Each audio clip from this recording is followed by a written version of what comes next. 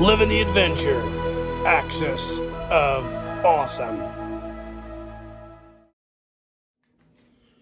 What's up, adventurers? Got another repair for you guys today. So these late issue Super Joe equipment lockers, pretty popular. I got this off eBay, I believe, for a really good price. I think it was like less than $15. It still got the kid's name. He was on it. Pretty cool.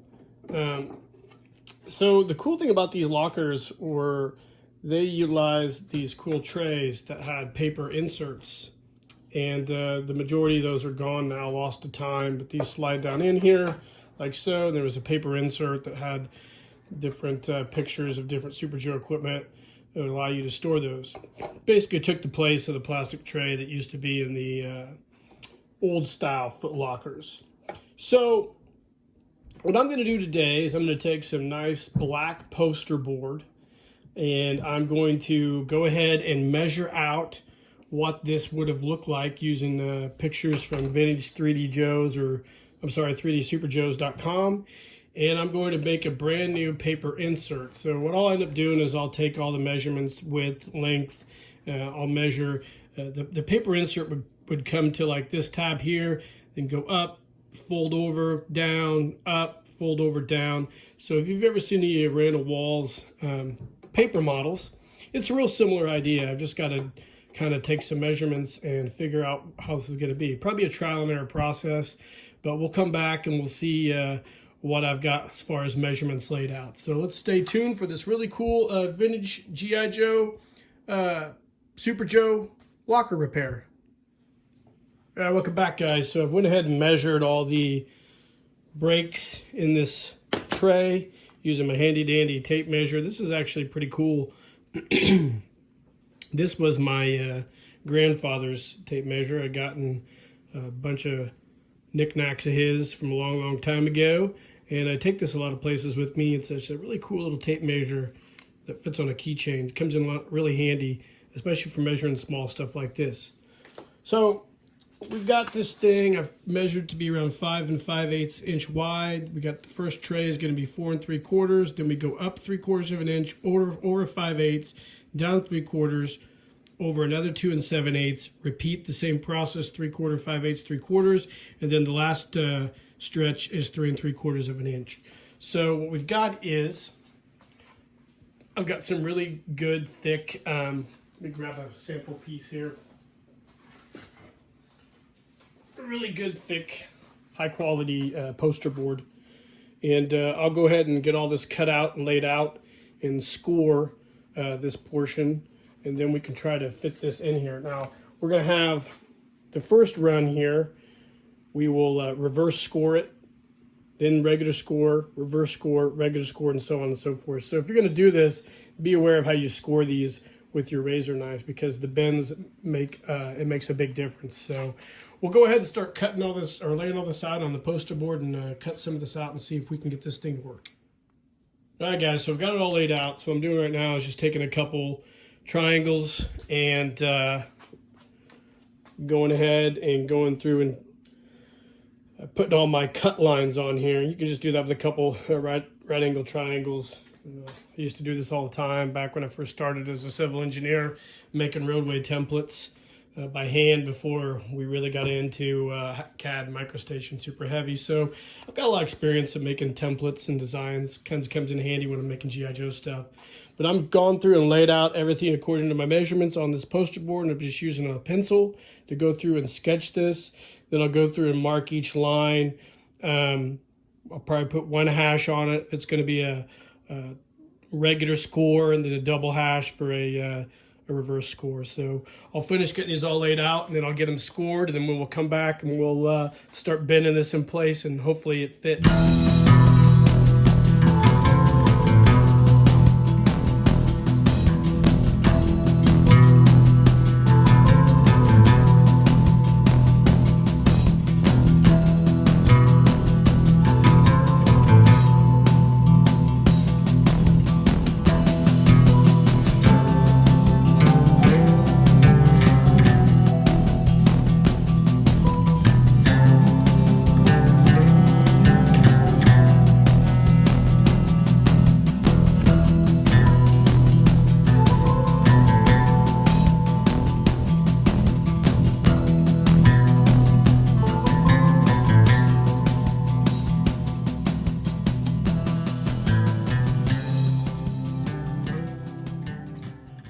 All right, guys, here it is, all bent up and ready to go.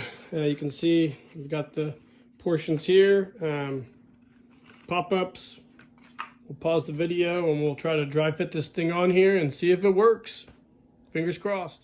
All right, guys, here it is. It worked perfect. Check it out.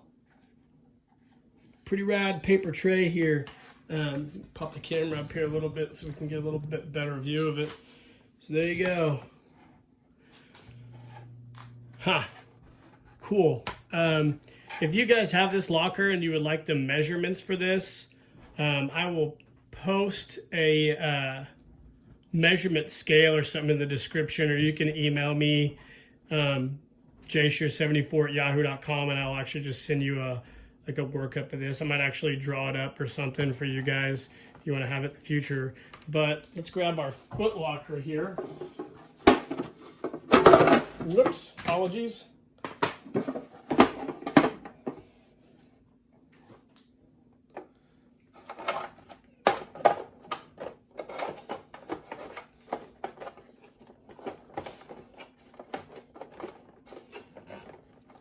Try to fit this goofy thing in here.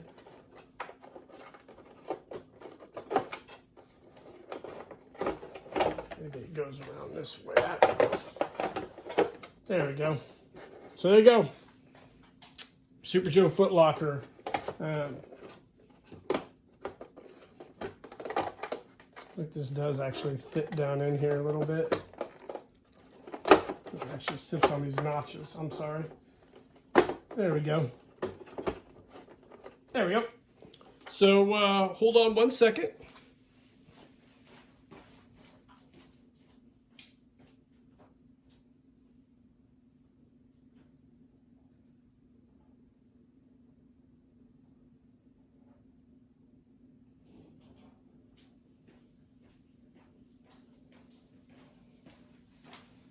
All right, here we go. Got our little portions for our tray here.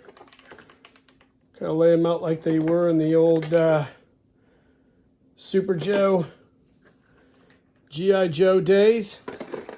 Throw our equipment in the tab or the tray here. Shut her up. And there you go, guys.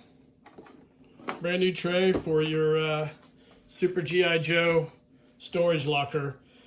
Shout out to Michael Kleisler. This was your locker. If you watch this video, if you happen to see this, cool,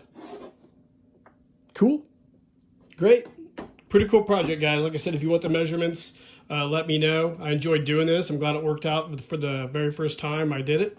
So I kind of thought about this for a while and attacked it properly, I think. And we got a nice little paper insert. You could use any color you want. If you want to get orange, you know, feel free. I just had black poster board from another project. So that's it, guys. This is our retro or repair of our G.I. Joe Super Joe storage locker tray. Hope you enjoyed the video. Like and subscribe to the page. Let me know in the comments what you think of this. And in the meantime, guys, keep living the adventure and cheers.